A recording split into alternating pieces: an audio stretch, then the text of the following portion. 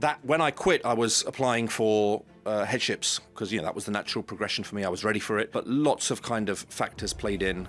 No idea what I was going to do next. Absolutely no clue. But just felt that I wanted to get out of that world and see what's out there for myself. What do you think's a major difference from when you were in sixth form and in high school and our generation today? What's the major difference that you've noticed?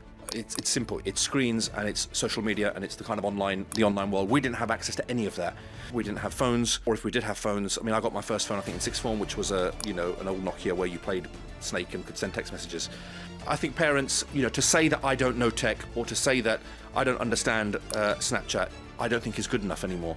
Ticked every single box for ADHD. I was diagnosed with ADHD, OCD, which I've had for a long time as well, and anxiety disorder.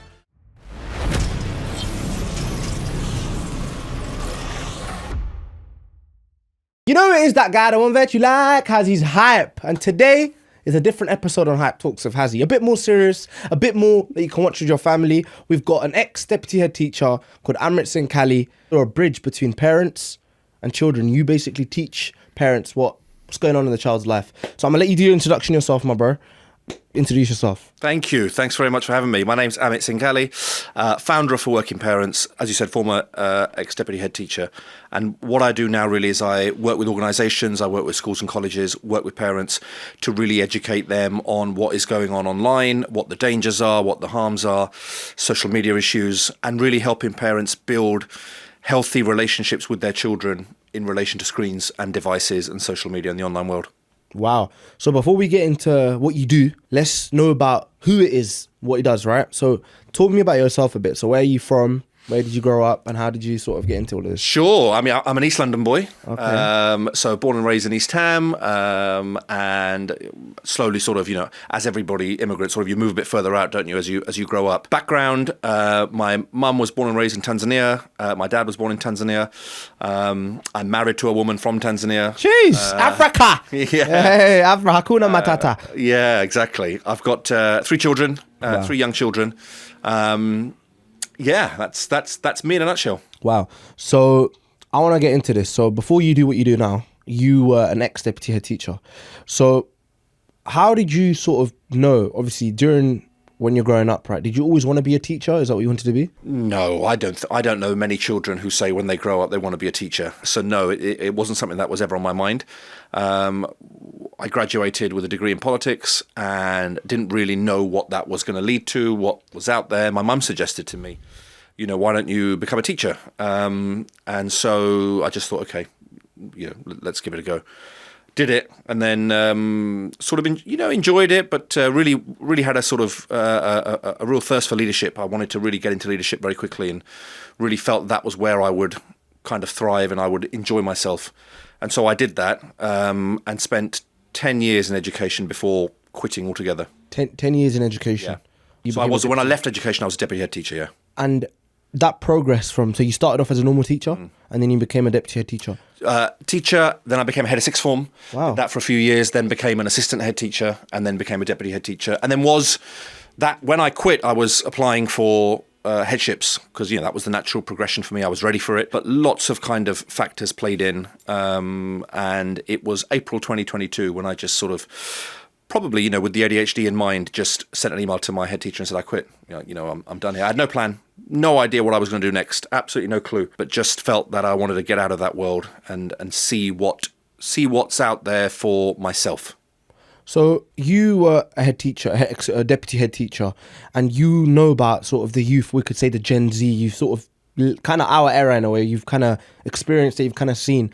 First question I want to ask you is, what do you think's a major difference from when you were in sixth form and in high school and our generation today? What's the major difference that you've noticed? It's simple. It's screens. It's screens and it's social media and it's the kind of the online world. We didn't have access to any of that growing up. Thank God, by the way, because of all the challenges that I've seen young people having to negotiate when it comes to screens, we didn't have any of that growing up. We didn't have phones, or if we did have phones, I got my first phone I think in sixth form, which was an old Nokia where you played snake and could send text messages. And so that is a huge difference now. And I think, it's the hardest era, I think, now to be a child, a school child. It's the hardest era now because of everything that comes with, all the negatives that come with the online kind of world. Yes, there are positives, of course there are, and some people can harness those positives in the way that you've done, for example. But there are just so many challenges and problems that come with social media, with devices, gaming. And I think parents who didn't grow up with that just have absolutely no idea. They hand their child a phone and they just think, yeah, my child will be okay. They have no idea what that child now has access to, or who has access to your child as a result of that phone. And I've seen far too many cases where things have turned out really badly because parents are just so disconnected with the reality of what the world their children are living in. They think that they see their child on their phone and everything is okay. They actually, lots of parents have no idea what their child is doing on their phone, what content they're consuming on their phone, what messages they're getting on their phone, and as a result of that, how their brain is being rewired basically as a result of the online world. So being a deputy head teacher and your experiences of you were around young children, even teenagers, we would say you've seen like cases where you'd be like, whoa.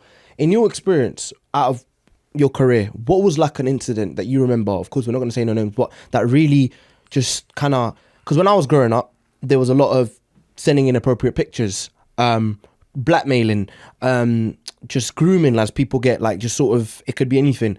What was it? Can you give me some sort of incidents that you specifically remember that really sort of got you thinking, right, this is bad? Yeah, I mean, sexting was a massive thing that I dealt with almost on a daily basis. Where, Really? yeah, it was very regular, mainly through Snapchat. That was the kind of the number one platform where it was happening. And it was mainly boys were coercing girls into sending them inappropriate images. Girls topless. And the boy would sort of say things like, I love you, and, this is what everybody does, and I promise you it's just for me. I'm just going to see it once, and that's it. And, of course, the girl would send it, boy would screenshot it, and then share it far and wide. So we had a lot of cases around sexting. Cyberbullying was massive, huge. And obviously that there's so many things involved in that. Things like people being thrown out of groups, and young people taking that really seriously, and for them at that moment in their life, it's very big, it's very serious to be thrown out of the Snapchat group or the WhatsApp group. People were, I remember kids making sort of, fake images of other kids and, making them look silly and then sharing them out. So, so many of those things. I mean, I talk about bullying. I remember times when I was bullied at school. You were bullied? Yeah, there were times when I was bullied at school. And I remember coming home. When you close the front door, you're safe, because you're home. Nobody's going to get to you when you're at home. Now the research shows that more bullying takes place in the home than it does in school, because schools have done pretty well now at dealing with physical bullying when they see it. What schools can't control and don't have a grip on is bullying when it takes place online.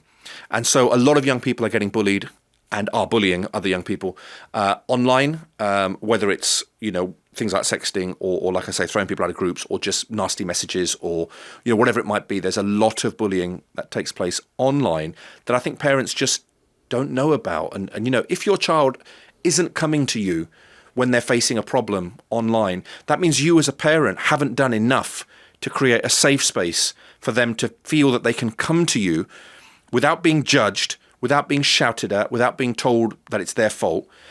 That as a parent, we have to look at ourselves then. Why are we not creating that safe space where our children, we should be the first people that they come to if they are struggling with something online. Often parents are the last people that find out. And by the time they do find out, it's already escalated massively. And so that is a big job. That's a gap that I try and, support parents with, whether I'm speaking at sort of corporate organizations, whether I'm speaking at schools, colleges, whether I'm speaking to individual parents, whether I'm doing things like this. It's just raising that awareness that parents have to be so on top of the online world if you decide to give your child a phone.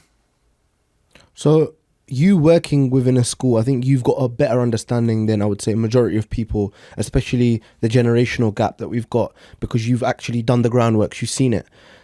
Do you think a lot of parents, especially now, sort of think that this stuff is normal? Because especially in Punjabi households, I want to say, oh, it's all right, because you need to be a bit stronger, or they'll just brush it off.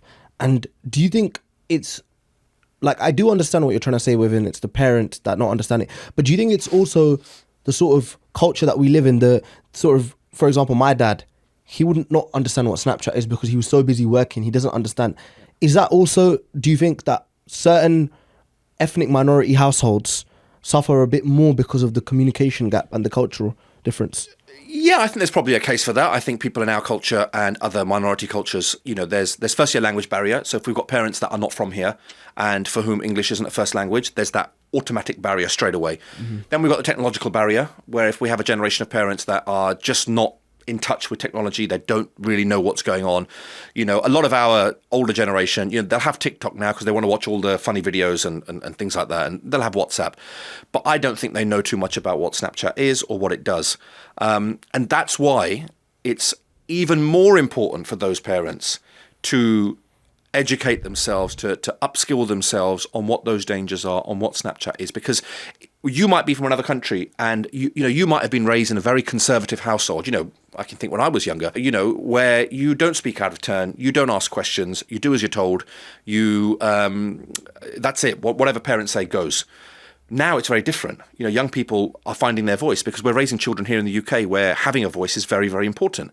And so young people have their voice, and of course they're consuming things online. They're seeing influencers online, not all of whom are going to be positive. They're seeing pornographic content online at a much younger age than any of us were ever exposed to it at.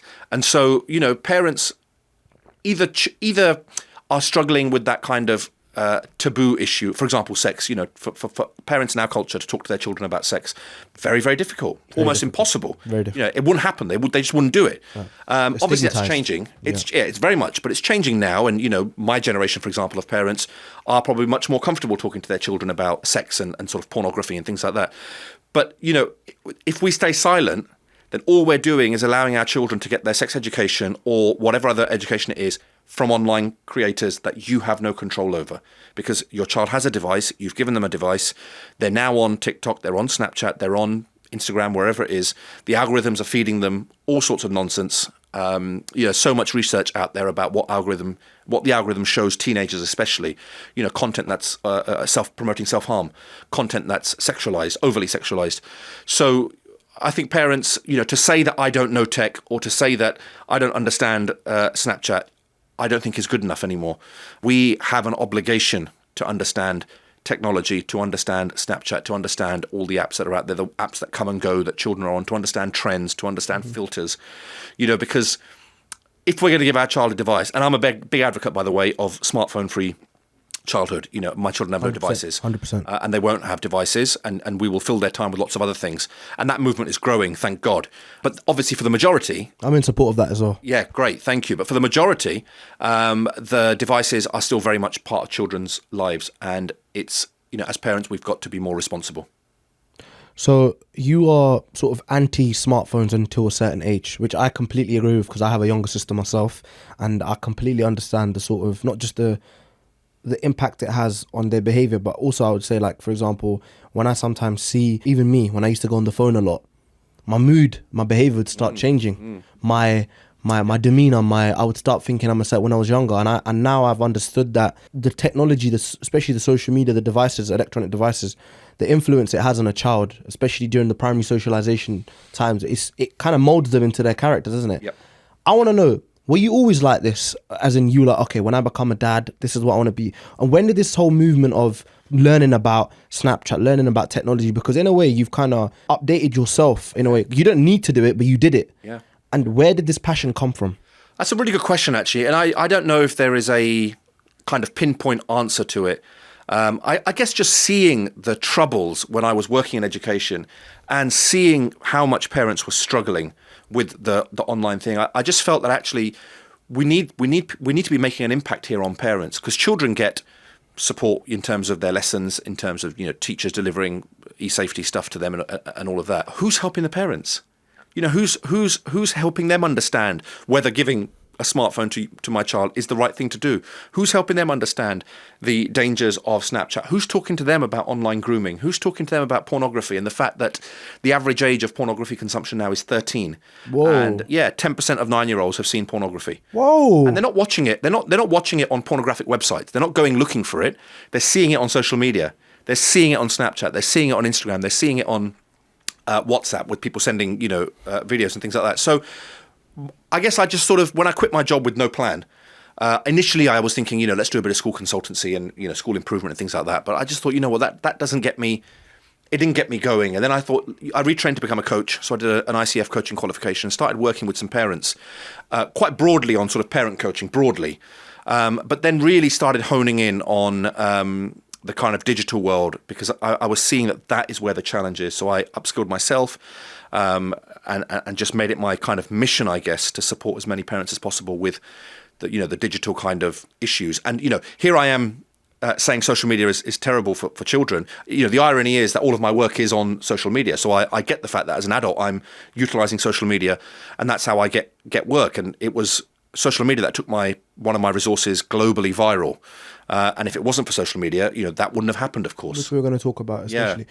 So before we get into your works and your sort of achievement, I want to know, you're speaking about parents. Let's talk about your parents. How was your relationship especially with your mum? I've seen it because I'm a mummy's boy as well. I love my mum. I'm really close to her. I see on your TikTok as well, you posted a picture with your mum. I think you didn't have a dadi then, you didn't have a beard, you had a moustache. And you were talking about how your mum passed away when you were a really young age. Can you please talk about the relationship with your mum and sort of, I want to know about this. Yeah, no, I was a mummy's boy too. I'm an only child. So my mum couldn't conceive after me. And had a very good relationship with her. She was also, an immigrant mum. She'd come from Tanzania in the 70s. She lived in a very conservative household as well. My nanki were very religious, and she wasn't, but they were. And so there were lots of rules and things imposed upon her. So I think that probably impacted her growing up. And she was a working class kind of woman. She didn't have a kind of career where there were lots of progressions. She just got on with things, and she was a pretty typical South Asian woman, whereby she didn't know much about what was going on. She didn't have much of a say in what was going on. But I was really close to her. I had a really good relationship with her, she died. What are we now? 25. She died 7 years ago. So she died in January 18.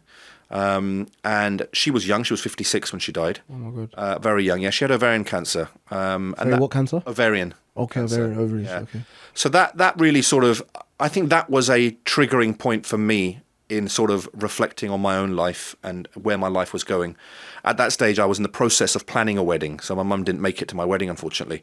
Sorry to hear that. Yeah. So it was that whole process was kind of, I think for me, it just made me evaluate everything about life and what life is and how fragile, life can be. This was a fit woman who didn't do anything wrong in her life. And, whether you want to say it was God's work or whether you want to say it was, whatever science or whatever, doesn't matter. But she got this disease and she couldn't be cured from it. And I think that just made me reflect on everything that I was doing. And, do I want to sort of work in the traditional way of working for somebody and working in schools, and no matter how far I wanted to climb, or do I want to have an impact in a different way and do something for myself and build something for myself that I can be proud of, that my children can be proud of. And obviously becoming a dad changed things a lot as well.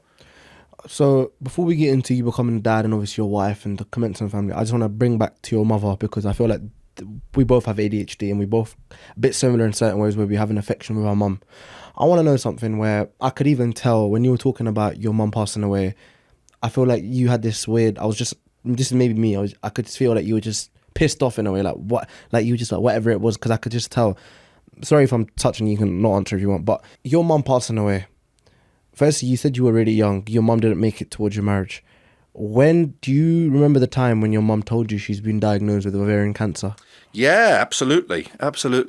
So she had been having some tests she'd been feeling pretty unwell, and she had a very bloated stomach, which obviously now we know are the symptoms of or signs of ovarian cancer. At the time we didn't know. So she was having a whole load of checks at the GP. This was end of 2016 now. And that photo that you're talking about actually was taken in November 2016. So I used to do Movember. I used to have a moustache for Movember, Men's Health, raising awareness. And that photo was taken at my cousin's 40th birthday. And she was unwell at that time.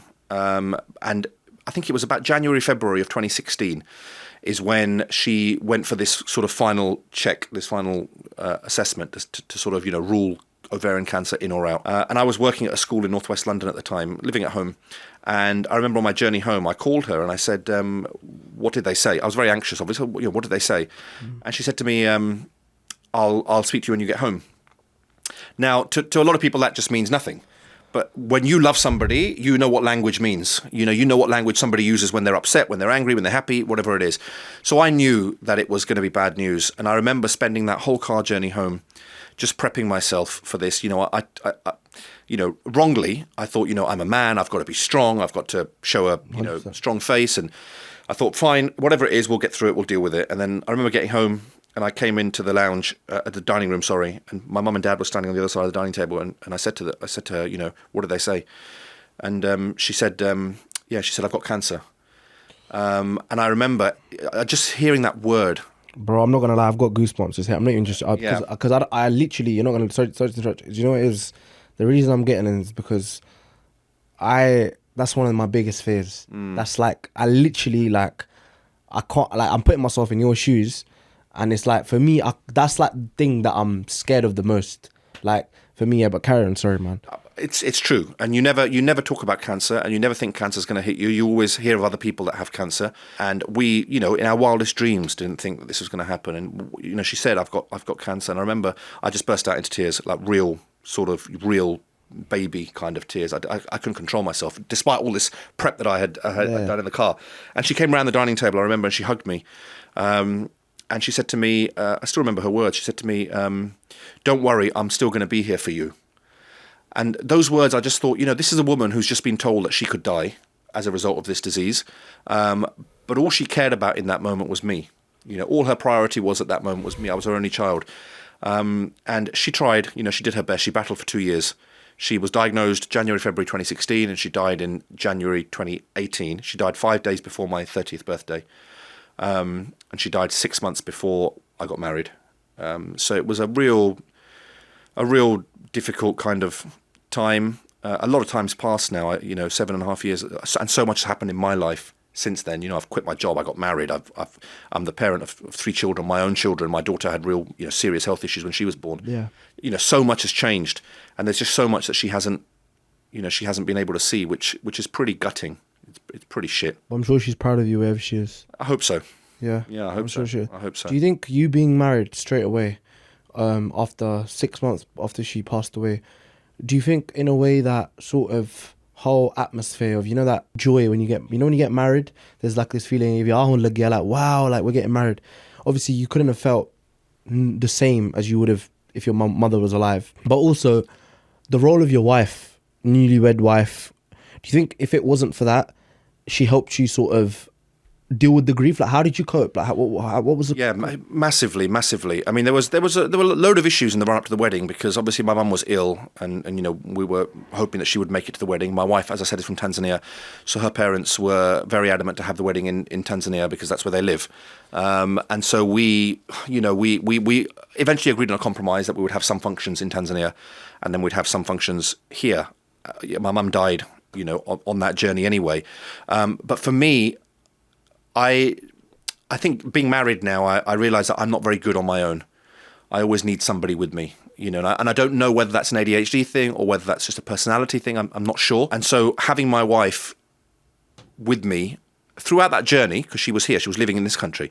So having her here with me throughout that journey, and then, being married and just having somebody next to you, I think really did help me, on my grief journey. I mean, there were times that I broke down in front of her, and it was hard for her because she never really knew my mum.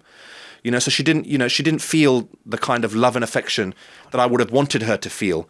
But she only ever met my mum a few times, and, it was only sort of, a few functions and a few highs and hellos. They never really got to know each other. And so for her, I think it was hard to support me because I was really grieving and, I was really struggling. And I think that was probably quite hard for her. But from a selfish point of view, for me, having my wife there was, really, really important to me. It was sort of, it didn't fill that hole completely. I don't think anybody can fill the hole of a mother. But it created a new kind of reason for me to smile, and a reason for me to get up and go, and a reason for me to, to do things. And then, of course, children came along, and they became the reason to live, basically. So you've got 3 children? 3 children. So if you don't mind, just the age. 5, 2, although he's going to be 3 very very soon, and 8 months. Oh, wow. Yeah, young. Jeez. Deputy head teachers at it, yeah? Say no more. All right, so you have 3 children, and we also know that when you had your daughter, your first daughter, she was diagnosed with 3 holes in her heart. Just to let you know, when did you realise that there was something going on? Because we didn't actually know too much. She was born prematurely. She was born a month early, so she came as a surprise. Okay. When she was born, the paediatrician did have a look at her, but he didn't really say much to us. We were just sort of waiting. She was under the bed, and the hot bed thing that they use, and having a look at her, but didn't say too much to us. And then she was not taken to her mum's milk too easily. She was breastfed, but she was sick all the time, vomiting all the time, and her 8-week jabs. And this is COVID, by the way, so peak lockdown. She's a COVID baby. She's a COVID baby. She's born in May 2020. Oh wow. Okay. And the 8-week jabs, the doctor said, look, she's got a heart murmur. Yeah. Go and get her checked out. I can't jab her today. Go and get her checked out. And if the hospital says everything's okay, then come back to me. So we said okay. Took her to the hospital. Anyway, I can't remember the exact way it went, but a few tests later, she's now under Great Ormond Street's care, and we've been told that she was born with 3 holes in her heart. And the reason that she's being sick all the time is because when she was suckling on mum's breast, is that she was actually burning more calories than she was gaining from the milk. So she wasn't putting on any weight. So it's like exercise in a way, but exactly. So she was tiny. She was tiny. She was born 5 pound 10 ounces when she was born. So she was a small little baby. That whole year then was spent in and out of Great Ormond Street. Dealing with all this kind of terminology. She was fed through a tube. We had to give her special milk that she was now fed through a tube. Again, sick all the time. She had to have open heart surgery, they said. But then on Christmas Day, her first Christmas, she ended up being very unwell. Again, rushed to Great Ormond Street. She had a diaphragmatic hernia, which is when her bowel had perforated through the diaphragm and was pushing against her lungs. So she was very unwell. So she had to have emergency surgery on that. That came out of the blue. And then she finally had open heart surgery in February 21 in the second big lockdown at Great Ormond Street. So she was in intensive care for 3 days. They repaired 2 of her holes. She was connected. I remember seeing her. The only time I was ever allowed into the hospital, by the way, because it was only one parent allowed in at the time, was when she came out of surgery and was in intensive care. And she was just connected to all these machines, and it was awful, great big wound down the middle of her chest. It's a baby. It's a baby, tiny baby. She's not even a year old. This is February 21. She's born in May, so she's 10 months old. Now she's 5, going on 15, but she's got, a great big scar that goes from sort of the bottom of her neck there down to her belly button. And, we sort of normalise it with her. We play into the kind of Sikh history a bit. We just say it's her military, her battle wound, her warrior scar. She knows something major happened. She doesn't understand what, obviously, yet. But we're very conscious that for a girl to have a scar right down the middle of her chest as she gets older and goes through puberty and all of that, it's gonna play on her. So we totally normalise it. We talk about it all the time. We don't hide anything from her about it. But she's otherwise fit and healthy. She carries my mum's name as her middle name. So we gave her middle name, my mum's name, Nirmal, my mum's name. Nice. Nirmal means patience. Yeah, exactly. Yeah. So we gave her that name as her middle name. So she's, I try to, in the work that I do, in the stories that I tell, I try to keep my mum's legacy and her name alive. And her name is alive through my daughter now. That's beautiful, man. That's beautiful. So your daughter's completely recovered? All the holes have come down? No, she's got one hole that hasn't been fixed. They said it was too complicated for them to fix it. So she's still under Great Ormond Street's care. She's checked up on every 6 months. It'll go to every year. They're saying it may fix itself. It's very small, this one. It may repair itself as she gets older. If it doesn't, she'll need surgery again. But by the time she gets older, I'm sure things will get better. Yeah. I mean, looking back on it, my wife and I, we laugh at it sometimes. We don't know how we got through that because I didn't have my mum. My wife's parents live in Tanzania. We didn't have any support. It was COVID, so no family was allowed to kind of, give us that physical support. We just somehow battled this alone. I don't know how we did it as first-time parents, being told that your daughter could die.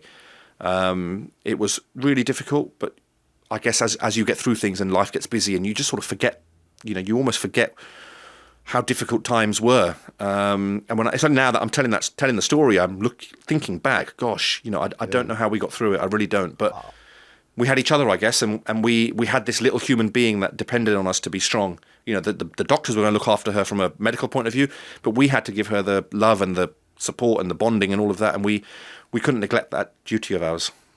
Normally when these sort of situations happen, it's a break or make. It's a make or break it. So, for example, either you and your wife can stand together, or you can just start blaming each other, like, you know how it is. Yeah. how sort of, when you were going through all of this, do you think this sort of bond, this sort of situation made you stronger, made you glued up, or was there like a little bit of rift, or how did you sort of keep each other intact? There were definitely times where we fell out because so we used to go into Great Ormond Street, and my wife would go in and I would just walk around London, deserted. And I would try and dial in on WhatsApp to the consultant room. No signal in hospitals ever, so I couldn't get through. Then my wife would come out and I'd say to her, did you ask this? Did you ask that? What did they say about this? And she'd say, I don't know. I didn't ask it. So I wasn't understanding the pressure on her. She's in the room with the consultant listening to all this medical stuff that she doesn't know anything about, and has to deal with that and process that. And I don't think she necessarily understood where I was. I'm out of the loop completely. I'm walking around, central London, hoping for some answers. And, because I'm not there talking to the consultant, I can't ask the questions that I want to ask. We decided that she was going to be the parent that goes in. That was a decision that we made together, just because our daughter was still, for the part of that, being breastfed, although that milk changed to the high calorie milk. And so, yeah, it did, put some gaps there.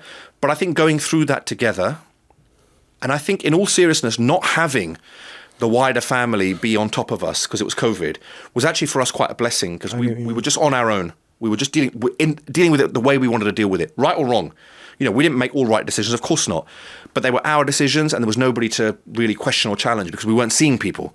And so I think that really brought us together, and that kind of, the idea that this little human being depends on us. We're her parents, we're all she's got right now. And, the doctors, they're going to try and save her life. But we've got to be there for her in terms of that bond, that looking after her, and that, keeping her safe and all of that. And I think, it did bring us together. That's good. It must have done, because we had 2 children after that. So yeah. Yeah. But so now obviously you've got 3 children yourself. They're going to grow older. They're going to become teenagers, and you're already you already know you're basically dad of the year in a way. You just know, everything. About that. But everything. You're kind of, you said that your children are not allowed any digital products right now, any sort of digital technology. Of course, they're not at that age anyway.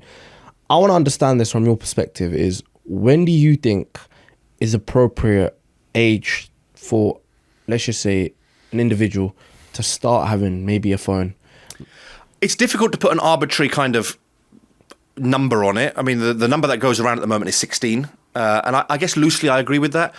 But you as a parent, you know your own child best. You know your child, whether they're responsible, whether they're a little bit immature, whether they are easily led. You know their personality better than anybody else. And I think you've got to be strong in making a decision that you think is right for your child. I mean, you say that I haven't got those worries at the moment, but children of my daughter's age and my son's age have iPads, they have devices, they're on the internet, they're looking at things, they've got YouTube accounts, they're doing all of these things. And our daughter does ask, because her friends at school, of course, have devices, many of them. And we've been very clear, yes, they can watch TV, of course they can, and they can use our laptop if they ever need to while we're there, but they're not going to get their own device that allows them to sit and just stare at a screen for hours upon hours watching, in some cases, nonsense on YouTube. Have you got the restrictions added? We do on our TV. Yeah. That's the only place that they can get YouTube. So it's on our living room TV. There's nowhere else for them to watch it. So if they're watching it, we are there, basically. We're around. So we've got the filters and the restrictions in place. But we don't use that as kind of, that's going to keep her safe, because we know that many filters and restrictions don't always work.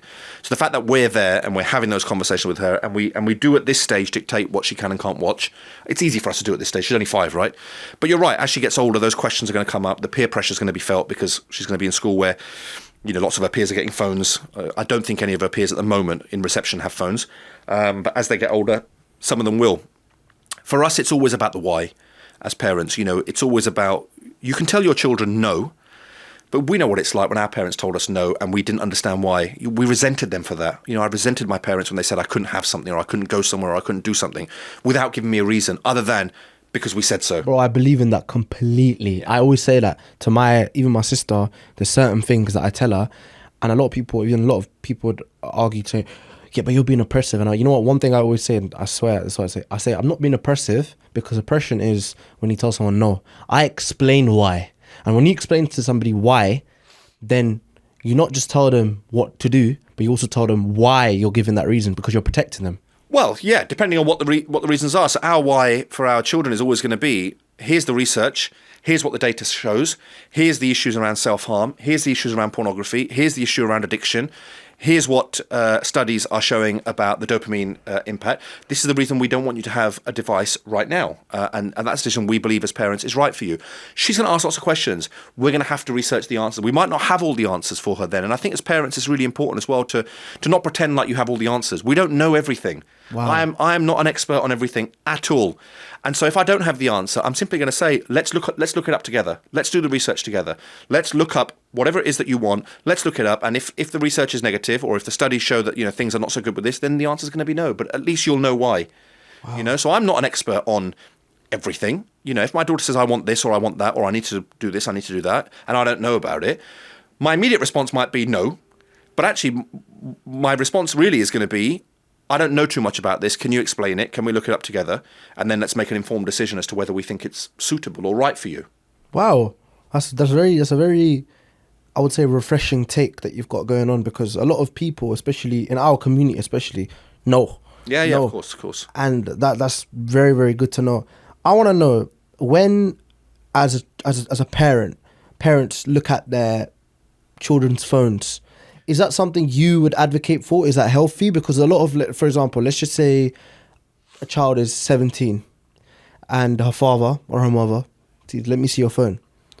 They start hiding things. They start sort of being a bit like, no, like, it's my privacy, like invasion of, like, you can't do this. Is that something that you would advise parents to do, or is that something that you're against? Or what's your take on that? I think it's, again, it comes down to kind of knowing your child and that age thing. I think when they're young, it's perfectly reasonable to be looking at their phone to ensure that they're safe, because children don't always make good decisions. As they get a bit older, into their teenage years, they're still likely not to be making good decisions. But there is that kind of request or that need for autonomy. When we were growing up, maybe that autonomy was our room, and we didn't like it when our parents came into our room. Now it's the phone. But there's a bit of a catch-22 here, because as a parent, you've got to ask yourself, why do you feel the need to look at your child's phone? If you have created that safe space, if you have created an open forum for dialogue and conversation about anything and everything that goes on online, you shouldn't need to be looking at their phones, because the number one thing they're probably going to be hiding on their phones is relationships. As they get older, it's probably, talking to boys or talking to girls, or it could be something more sinister, whether they're getting involved in violent content or harmful content or drugs or whatever it might be. And so that safe space, you've got to reflect on that safe space. Do I have, as a parent, that safe space where I can ask the right questions and get the answers that I need, but at the same time, my child can come to me when anything is wrong. And if I do want to look at their phone, it should be a case of, okay, let's look at it together. Let's go through the phone together. If it's a case of, I want to see your phone because I don't trust you, then there are big issues between the parent and the child, because that trust hasn't been built, and you need to reflect on why that trust hasn't been built. And going forward, you need to reflect on the kind of questions that you ask your children, the way you frame those questions. Things like a small thing.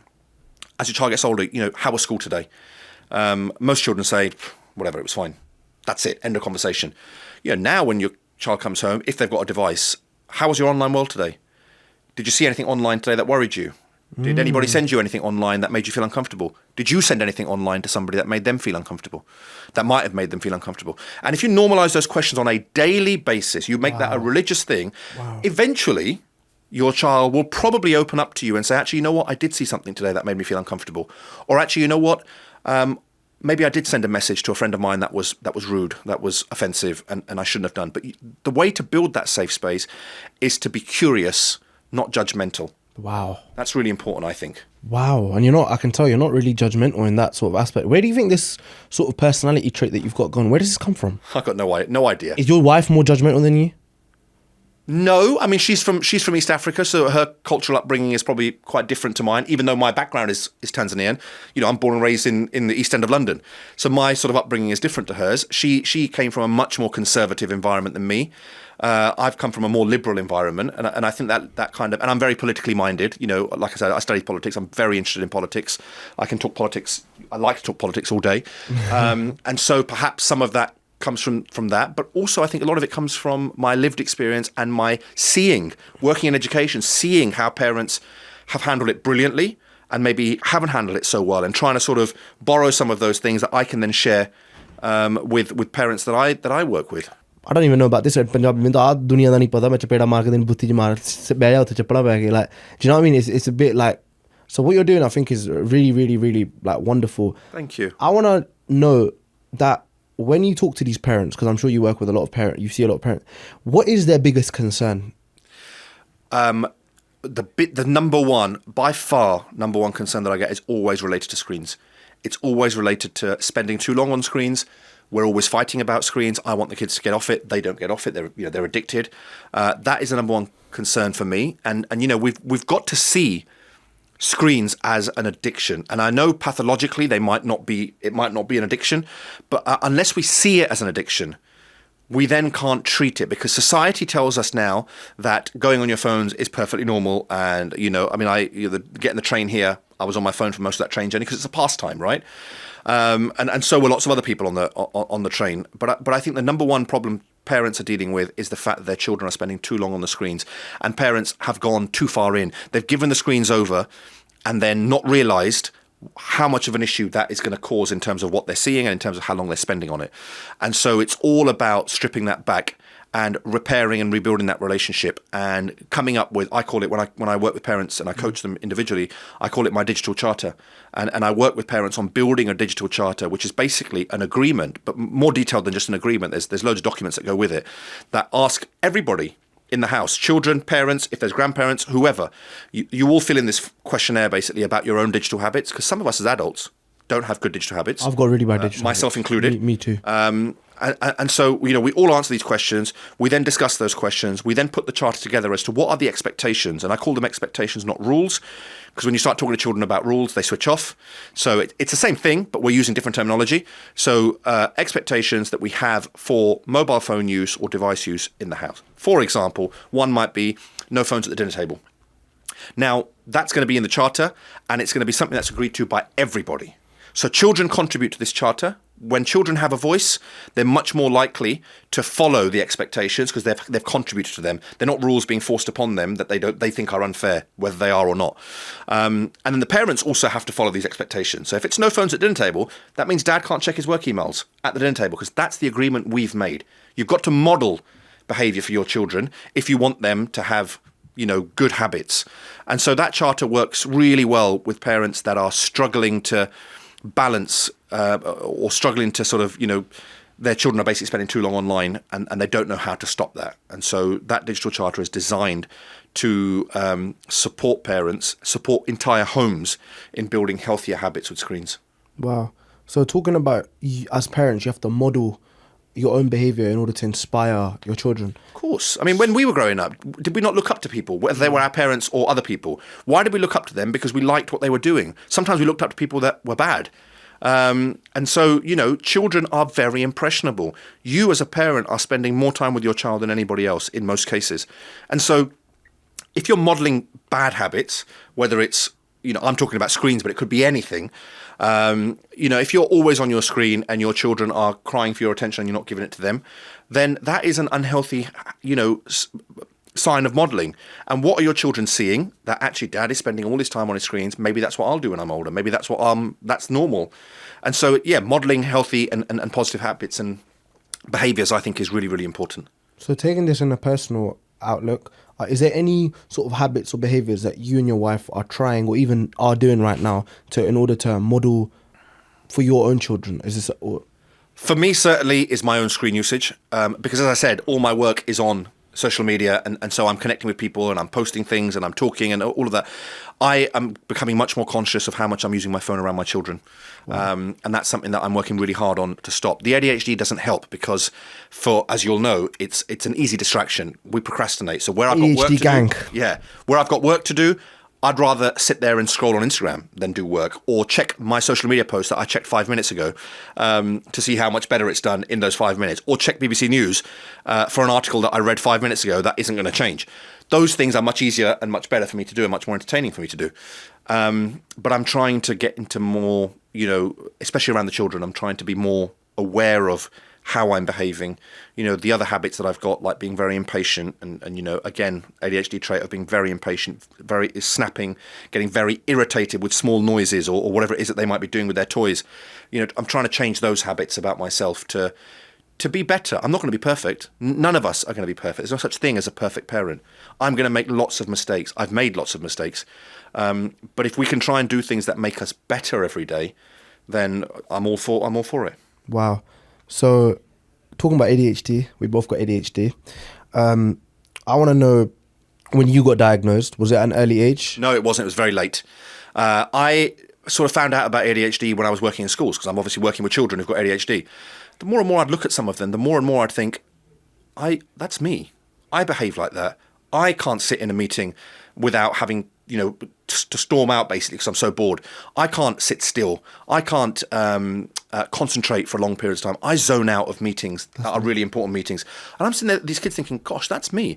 So for years, I told myself I had ADHD, and I told my colleagues, I've got ADHD. I mean, I remember my name card. I'd bitten and chewed through it, because in meetings, that was my way of concentrating, because I just didn't want to be in this meeting. And nobody believed me. Everyone said, no, you're just making excuses for your bad behaviour. I was just called. And then I went through my school reports, because I kept all my school reports for whatever reason. Went through them. Chatty, distracting, distracts others, gets his work done, then gets out of his seat all the time. That's me. And I was thinking, gosh, we didn't know about it then, obviously. But I thought, you know what? And I said to my wife, I said, and this is only last year, 2024, I went for a diagnosis. Oh, wow. I said to my wife, I said, look, I've got it. I know I've got it. I said, but I need to know for sure. I need the diagnosis either to say yes or no. If it's no, I need to find out what the hell else is going on. If it's yes, then for me, that's a vindication. It's a justification of why I am the way I am for myself, but also for other people. So now I almost find myself when I meet somebody for the first time, I'll say, hi, I'm Amit. And by the way, I've got ADHD, just in case you think that I'm rude, or because I interrupt people all the time. I've probably interrupted you, and you've probably interrupted me. Yeah. Because that's what we do, right? Yeah. We just want to speak. Yeah. And so I got the diagnosis last year, went through the process, went through the psychiatrist assessment, ticked every single box for ADHD. I was diagnosed with ADHD, OCD, which I've had for a long time as well, and anxiety disorder. And so that's an ongoing journey for me now as well. And I talk about that as a turban-wearing Sikh man, where ADHD is not understood in our communities. And, I was thinking, if I'm ever talking in a gurdwara or something, I'm talking in Punjabi, what the hell is the word for neurodiversity? Or neurodivergent?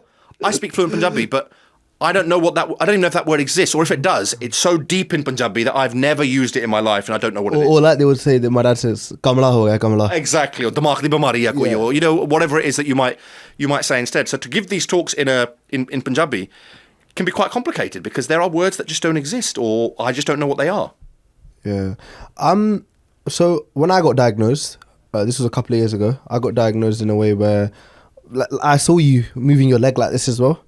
Exactly. I do the same thing. Classic, I do the same thing. Yeah. And I used to, them HB pencils? Yeah. I used to chew them at the... I used to bite them. Yeah, same. I used to have them they were about that small. Yeah. I used to do that. Or I'd start randomly have, even now, the reason I think I do social media is because I have ADHD, because sometimes, I don't know if you've seen me, but in public, I start shouting social anxiety is fit. I just do stuff because it's outbursts. Yeah. Procrastination. Sometimes I'd spend, you're not going to believe this, but I'd be having a shower, and literally I'm just zoning out in my own little world. I'm just watching a movie, it's mad.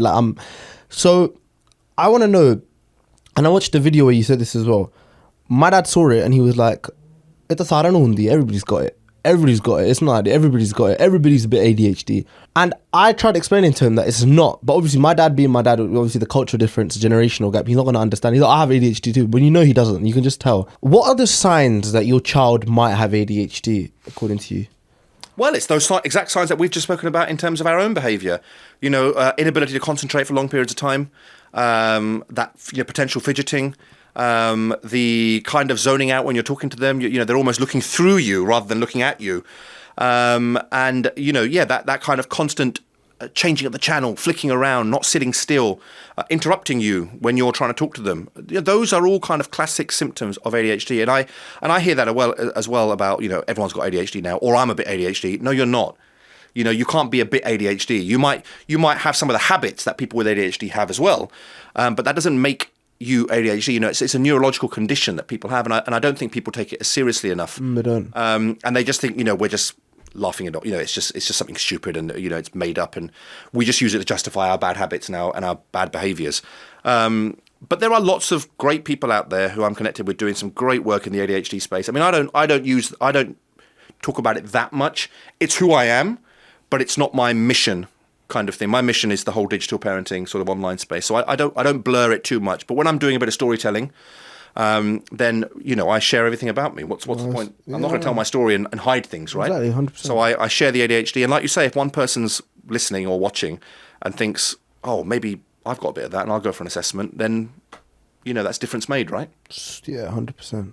So now talking about what you mainly do, digital parenting.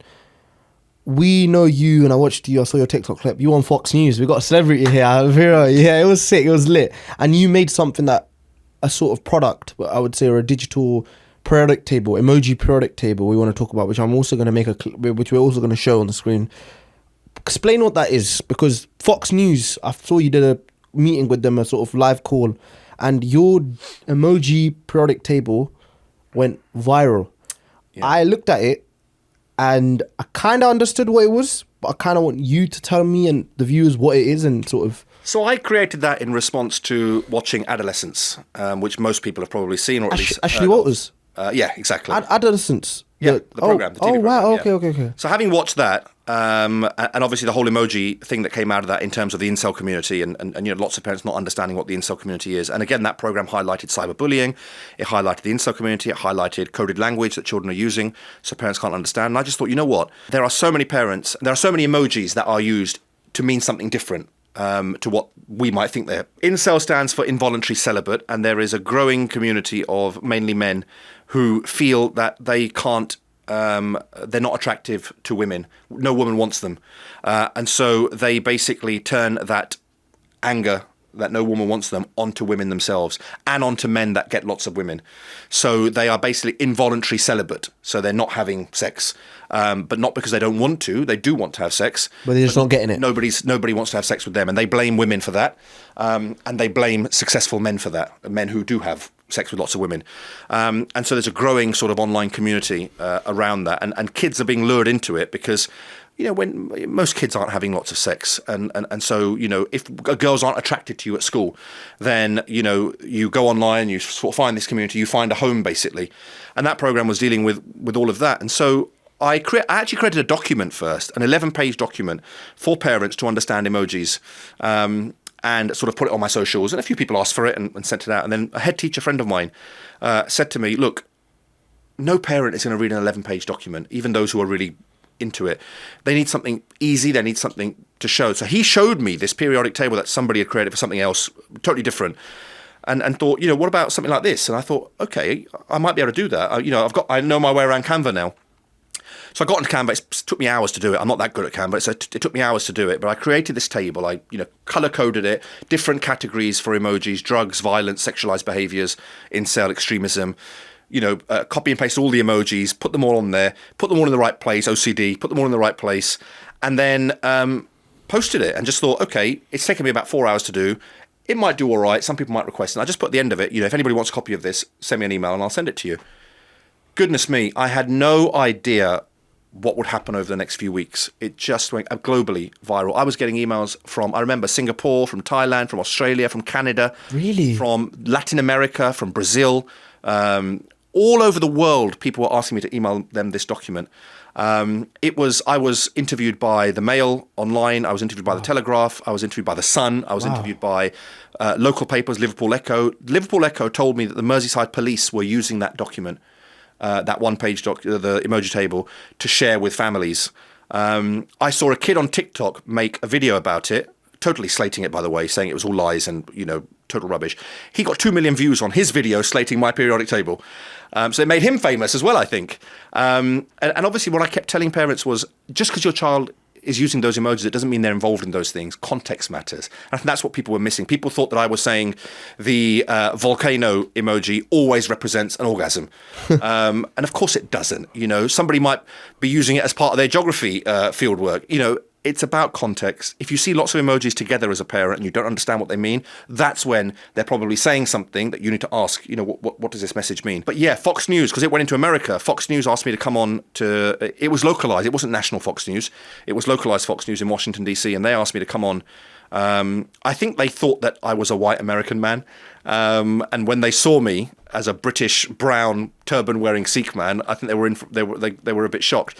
But the BBC, I was on the BBC as well. They did an interview with me as well. It just went. I was in national newspapers. I was in the New York Post. I was in the Hindustan Times in India. I was in the Straits Times in Singapore. So crazy. It just went crazy. Wow. Yeah. That's mad. Yeah. You were everywhere. For that period of time, I was everywhere. So, every now and then I just sort of type my name into Google and type in Amit Kali emoji periodic table. And I just see all these media outlets that have syndicated the articles and published it on their press. Or I see on TikTok, these kids absolutely slating it and slating me. But you're getting traction. What does it matter? Yeah, I mean, there were some hateful messages about how I'm lying and how I'm scaremongering and how I'm, not telling parents the truth. And I kept saying that periodic table was based on research. It's based on academics out there that are researching these things for a living and saying this is how drug dealers often use emojis, or this is how sexualized online groomers or things use emojis. So the peach, exactly, things like that. The eyes, yeah, the aubergine. Yes, exactly. It's all about saying to parents, just because your child is using these emojis, it doesn't mean they're used negatively, but just be aware they could be. Yeah, exactly. And I think a lot of kids were annoyed that you were basically giving out the secret codes, and I think that's what they were getting annoyed at, because it's like they've got this code language. And for example, talking about my dad, because he doesn't know anything about social media, if you put the aubergine emoji with the peach emoji, aata vegetable aata fruit yeah. I think with you, what you were doing is you were given the key to a whole different world, to enter a whole different world, which normally, especially with the Gen Z, with our generation, is kept closed. And I think that's mad though, man. You sort of made a digital product table, and I even saw your digital product table, which we're even going to show.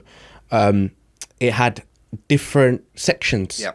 So if you could just walk through the sections. I can't remember it properly now, actually, but it was there's drugs, so certain emojis for drugs and violence. Yeah. There's sexualized behaviors. Yeah. There is extremism, sort of radicalization. There is the incel kind of ones on there as well. There's self-harm on there as well. Oh, yeah, I saw that. Scissors. Yeah, exactly. Yeah. So there are a few different categories. There's about 60 or 70 emojis on there. That list is not exhaustive. And that list will probably need updating on a regular basis because things change. Exactly. Use of emojis and acronyms change all the time. So it's just about parents being more aware of that. And I think going back to the original message that I said, my work, whether I do it through organizations, whether I do it at schools, whether I do it at individuals, whether I do it at Gurdwara, wherever, my work is all around making sure that parents who give their children devices that allow connection to the internet know what they're getting in for, what they're getting their children in for. And parents have a duty, have an obligation to educate themselves, to upskill themselves on all the dangers that exist out there so that you can be a safe space for your child when your child gets into trouble. And I say when. Every single child is going to get into some sort of trouble online. It's just happening. Most children, it's smaller things, but for some, it's really serious things. I've spoken to people who've lost their children as a result of social media and social media trends and online grooming and things like that. So it's real. The problem is real, and the problem is huge. I just don't think enough parents recognise the severity of the problem. Yeah. So now, just to wrap things up, parents who are struggling right now and individuals that you work with, are there individuals who contact you? Are there sort of big companies that contact you? How does it work? It varies. So I do a lot of work. I do a lot of speaking in organisations who run kind of family networks and parent groups and things like that. So I've worked with quite a few large organisations recently, which has been lovely. So I can do it through your organisation. I do it through schools and colleges as well. So I support teachers, upskill teachers, and then also usually at the same time or a session afterwards, I do a session for parents of the children at that school, or I work with parents on an individual basis through, the digital charter coaching program. So yeah, you can contact me at my website forworkingparents.com or my social media handles at Amit Singh Kali on LinkedIn and at For Working Parents on Instagram, Facebook and TikTok. And last piece of advice you have for any parents or any individuals who are about to become parents, just one piece of advice. In my world of work, it would be keep devices away from them for as long as possible. Jeez, that's it. Pure natural message. And you know what? Honestly, I think you're doing a wonderful job. I think you should carry on doing this. And I think needs to be more people, especially that are doing what you're doing. And yeah, thank you for coming on to the show. It was really, really like engaging to have this conversation with you. And yeah, I've learned a lot as well. And hopefully when I become a dad, I can take some of your skills and I can be like, yep, you know what, maybe that digital product table that you've got going on as well. Yeah, no, thank you. Thanks very much for having me. No, it was my pleasure. But you know, it is that guy, the one that you like, has his hype. Another episode wrapped up at Hype Talks with Hazi, with Amit Sinkali. As you might know, social media is a hard, bad world, but we have individuals like this showing us the way, being the bridge between parents and children. So yeah, make sure you like, comment, subscribe. Make sure you follow his social media. It's going to be there too. And yeah, man, it's another episode. I'll see you next week.